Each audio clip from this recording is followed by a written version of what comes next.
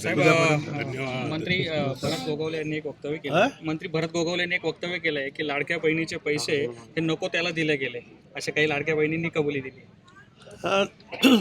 काही प्रमाणात हे खरं आहे.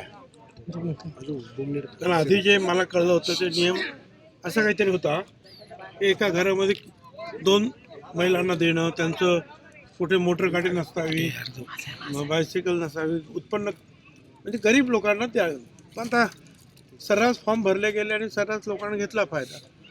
तर माझं म्हणणं असं आहे की एक अपील केलं पाहिजे लोकांना, आणि ज्या नियमात बसत नाही त्यांनी स्वतःहून आपली नावं जे आहेत काढा म्हणून सांगायला पाहिजे.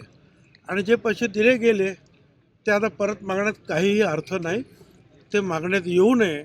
याच्या पुढे जे आहे लोकांना सांगावं की या नियमात बसत नाही, त्यांनी स्वतःहून आपली नावं काढून घ्यावी. नाहीपेक्षा मग त्यांना मात्र जे आहे दंडासहित वसुली करण्यात येईल.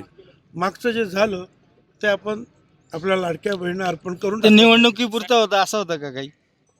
निवडणुकीपुरतं कसं म्हणजे त्यावेळेला पहिल्यापासूनच जे आहे लाडक्या बहिणी द्यायचं ठरलं त्यावेळेला हे नियम ठरलेले आहेत.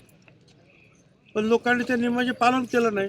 आता एवढंच आहे की नियमाचं पालन करून जे महिला लेडीज आहेत, महिला भगिनी आहेत, त्यांना देण्यात येणारच.